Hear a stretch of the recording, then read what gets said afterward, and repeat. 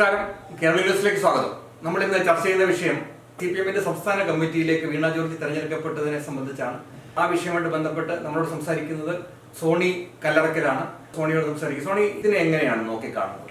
തീർച്ചയായിട്ടും ഒരു അത്ഭുതമായിട്ട് തന്നെയാണ് നോക്കിക്കാണുന്നത്. കാരണം ഇത്ര ചെറുപ്പത്തിലെ ഒരു വനിത, പ്രത്യേകിച്ച് രാഷ്ട്രീയ പാരമ്പര്യമൊന്നും അധികമില്ലാത്ത, നമുക്കറിയാം സിന്ധു ജോയിയൊക്കെ വളരെ പാരമ്പര്യമുള്ള ഒരു വ്യക്തിയായിരുന്നു. അവർക്കൊക്കെ പാർട്ടിയിൽ നിന്ന് പുറത്തു പോകേണ്ട സാഹചര്യം ഉണ്ടായി. അതുപോലെ SFI ഒന്നും പ്രവർത്തിക്കാതെ ഒരു മാധ്യമം SFI പ്രവർത്തിച്ചിരുന്നു എന്നാണ് പറയുന്നത്. SFI-കാരി ആയിരിക്കും, അങ്ങനെ ഒരു ഔദ്യോഗിക സ്ഥാനത്തൊന്നും അന്ന് വന്നായിട്ട് നമുക്കറിയില്ല.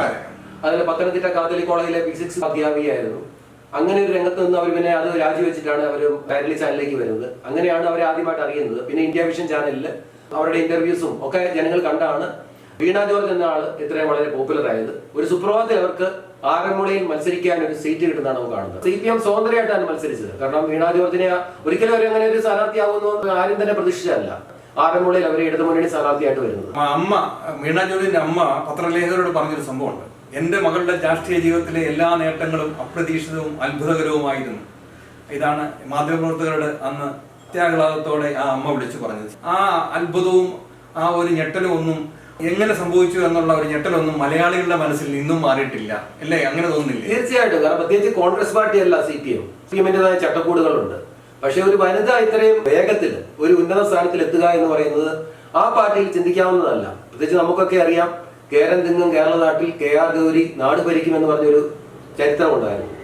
അവസാനം മുഖ്യമന്ത്രിയായത് EK നായനായിരുന്നു. അതായത് KR ഗൗരിയെ പറ്റി പറയുകയാണെങ്കിൽ ഒരു വലിയ രാഷ്ട്രീയ പാരമ്പര്യം CPM-ലുണ്ട്. ധാരാളം മർദ്ദനമേറ്റിട്ടുണ്ട്. പ്രത്യേകിച്ച് അദ്ദേഹത്തിന്റെ അവരുടെ ഭർത്താവ് TV തോമസ് CPI-യിലേക്ക് പോയിട്ട് പോലും അവര് CPM-ൽ തന്നെ ഉറച്ചു നിന്നൊരു വ്യക്തിയാണ്. ദാമ്പത്യ ജീവിതം കൂടെ തകർന്നു. അവസാനം അവര് വെറും ഒരു മന്ത്രിയായിട്ടിരിക്കേണ്ട ഒരു സാഹചര്യമാണ് ഉണ്ടായത്.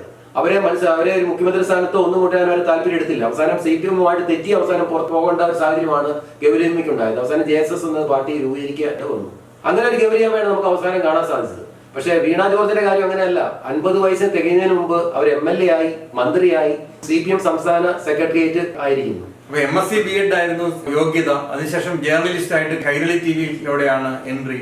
അതിനുശേഷം ആ ചാനലിന്റെ വലിയ സ്ഥാനത്തെത്തുകയും, അപ്പൊ അവിടെ ഒക്കെ അങ്ങനെ സൗഭാഗ്യങ്ങൾ ഇങ്ങനെ തുണച്ചുകൊണ്ടേ ഇരിക്കുകയാണ്. അല്ലെ, എത്രയോ പേര് ഇതിനകത്ത് CPM-ൽ പ്രവർത്തിച്ച എത്ര സഖാക്കന്മാര്, വനിതകളല്ലാത്ത പുരുഷന്മാരുള്ള എത്ര സഖാക്കന്മാർ ഇന്ന് നിരാശപ്പെട്ടുകൊണ്ടിരിക്കുന്നത് നമുക്കറിയാം. പത്തനംതിട്ട ജില്ലയിൽ തന്നെ നമുക്ക് ഒരു പൊട്ടിത്തെറി ഉണ്ടായതാണ് സഖാവ് പത്മകുമാറിന്റെ കാര്യത്തിൽ. അദ്ദേഹം ഇത്രയും വർഷങ്ങളായിട്ട് പാർട്ടി പ്രവർത്തിച്ചിട്ട് അദ്ദേഹത്തിന് വേണ്ടത്ര അംഗീകാരം കിട്ടാതെ വന്നപ്പോൾ അദ്ദേഹം ഒരു സുപ്രഭാതത്തിൽ പൊട്ടിത്തെറിക്കുന്ന ഒന്ന് രണ്ട് കൊല്ലം 52 കൊല്ലം SFI-യിലൂടെ തുടങ്ങി ഒടുവില് വീട്ടിൽ നിന്ന് പുള്ളി ഇറക്കി വിട്ടു.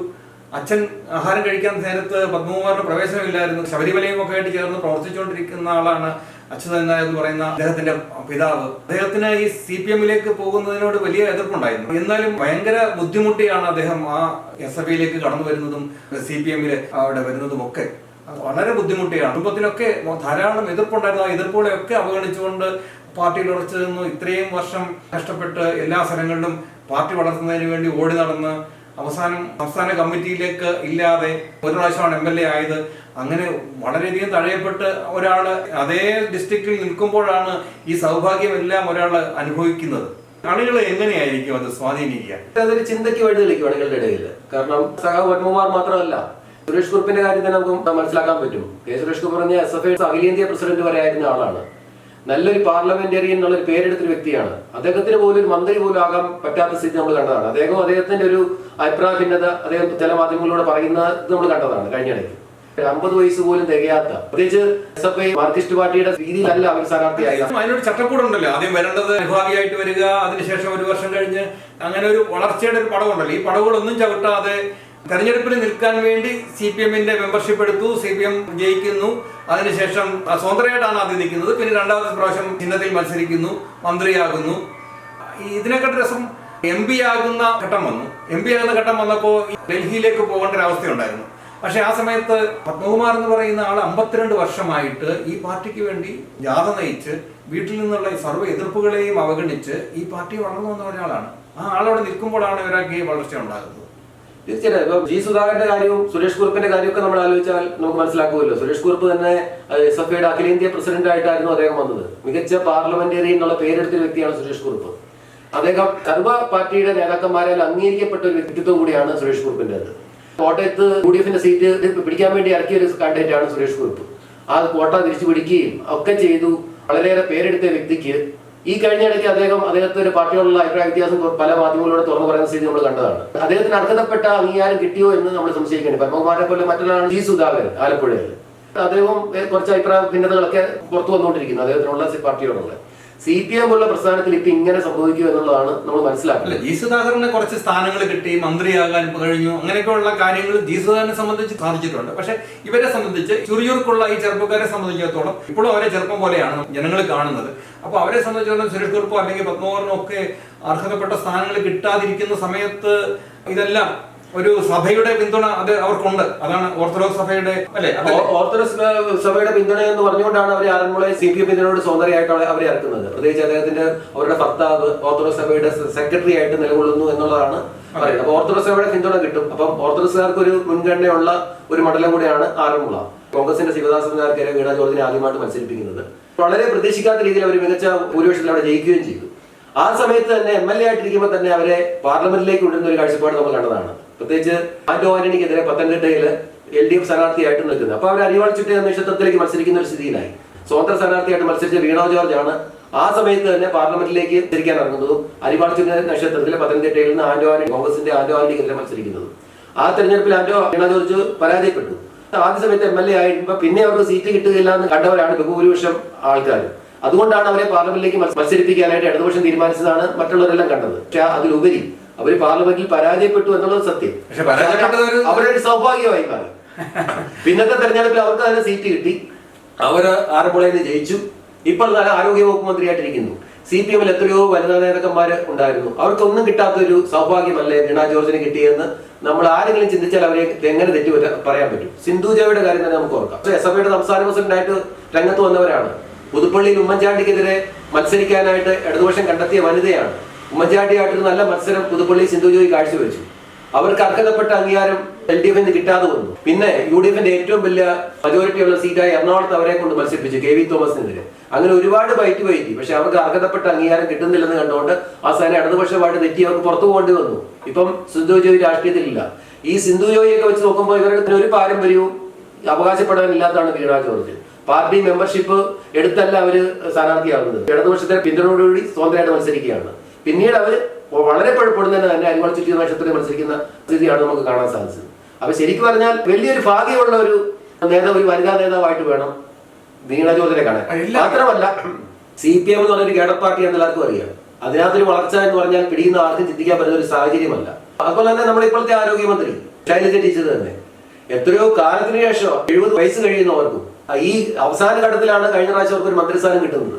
പാർട്ടിക്ക് വേണ്ടി അടിയും തല്ലും സമരവും ഒക്കെ നടത്തിയ ഒരു നേതാവ്, വനിതാ നേതാവാണ് ശൈലജ ടീച്ചർ. ശൈലജ ടീച്ചറെ കൂടെ മാറ്റി നിർത്തിയാണ് ഈ തുടർഭരണം വന്നപ്പോഴത്തേക്ക് വീണ ജോർജിന് മന്ത്രിസ്ഥാനം കൊടുത്തു എന്ന് മനസ്സിലാക്കണം. അതായത് അവർ വഹിച്ചിരുന്ന ആരോഗ്യവകുപ്പാണ് വീണ ജോർജിന് കൊടുത്തത്. നല്ല രീതിയിൽ നല്ല രീതിയിൽ അവരെ പരിഗണിക്കുക പോലും ചെയ്യാതെ വീണ ജോർജിന് ആരോഗ്യവകുപ്പ് കൊടുത്തു എന്നുള്ളതാണ് സത്യം.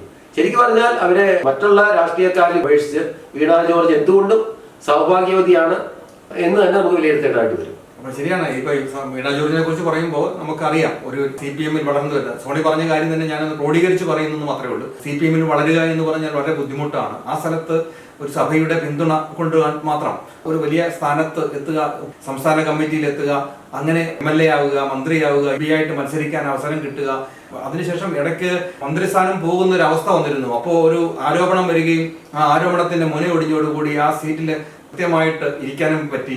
ഈ കപ്പൽ ആടി ഒലയത്തില്ല എന്ന് പറയുന്ന ആ സ്ത്രീക്ക് ആടി ഒലയാത്ത ഒരു പദത്തിൽ തന്നെ തുടരാൻ കഴിയുന്നു എന്നുള്ളത് വലിയ ഒരു കാര്യമാണ്. ഏതായാലും വലിയ സൗഭാഗ്യവതി തന്നെയാണ് എന്ന് പറയേണ്ടി വരും. ആന്റണിക്കെതിരെ മത്സരിച്ച് തോറ്റു കഴിഞ്ഞപ്പോൾ സഖാക്കന്മാർ ഉൾപ്പെടെ ചിന്തിച്ചതാണ് വീണ ജോർജിന് അടുത്ത തവണ സീറ്റ് നിയമസഭയിലേക്ക് കിട്ടില്ല എന്ന്.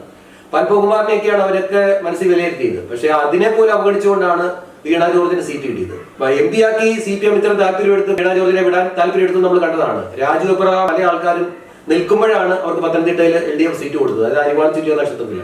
അന്ന് ആന്റോ ആന്റണിക്കെതിരെ ആദ്യം പറഞ്ഞു കേട്ട പേര് റാന്നിയുടെ മുൻ MLA ആയ രാജു അബ്രഹാമിന്റെ പേരായിരുന്നു. അദ്ദേഹത്തെ പോലും മാറ്റി നിർത്തിയാണ് വീണ ജോർജിന് പാർലമെന്റിലേക്ക് മത്സരിക്കാൻ സീറ്റ് കൊടുത്തത്. ആ സീറ്റിൽ അവർ ജയിക്കുമെന്ന് തന്നെയാണ് ഇടതുപക്ഷം കണക്ക് കൂട്ടിയത്. വളരെ പരാജയപ്പെട്ടപ്പോൾ എല്ലാവരും വിലയിരുത്തി അടുത്ത തവണ നിയമസഭയിലേക്ക് അവർക്ക് സീറ്റ് കൊടുക്കില്ല. അവർക്ക് സീറ്റ് കിട്ടുകയും ചെയ്തു. അവർ ആ പാർട്ടി ചിഹ്നത്തിൽ മത്സരിക്കുകയും ചെയ്തു. മറ്റാരെക്കാട്ടിലൊരു ഉയർന്ന വകുപ്പ് അവർക്ക് കിട്ടി. മന്ത്രിയാകാനായിട്ട് ഭാഗ്യവും ലഭിച്ചു. ആരോഗ്യ വകുപ്പ് തന്നെ ശൈലജ ടീച്ചർ വഹിച്ച ആരോഗ്യവകുപ്പ് തന്നെ അവർക്ക് കിട്ടാനും സാധിച്ചു.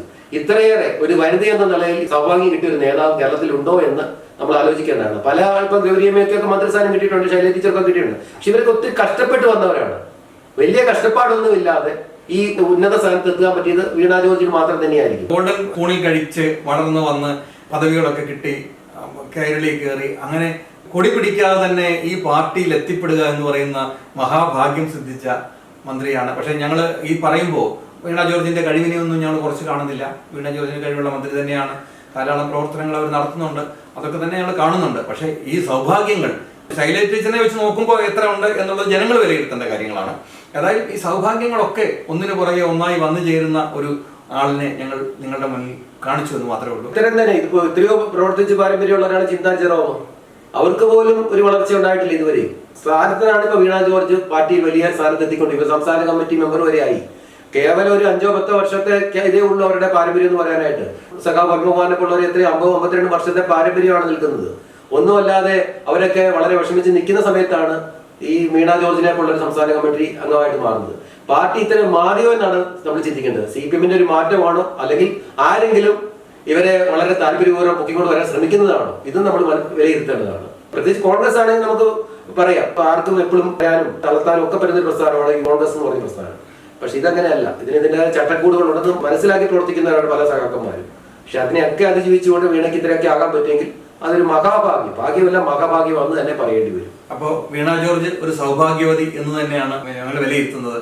നിങ്ങളുടെ അഭിപ്രായങ്ങളും ആക്ഷേപങ്ങളും ഒക്കെ ഞങ്ങളുടെ കമന്റ് ബോക്സിൽ അറിയിക്കുക. തീർച്ചയായിട്ടും നിങ്ങളുടെ കമന്റുകൾക്ക് ഞങ്ങൾ മറുപടി തരുന്നതായിരിക്കും.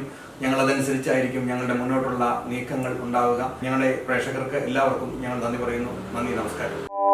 കൂടുതൽ വാർത്തകളും വിശേഷങ്ങളും നിങ്ങൾക്ക് ലഭിക്കാൻ കേരളീയം ന്യൂസ് സബ്സ്ക്രൈബ് ചെയ്യുക. കൂടെ ബെൽ ബട്ടണും അമർത്തുക.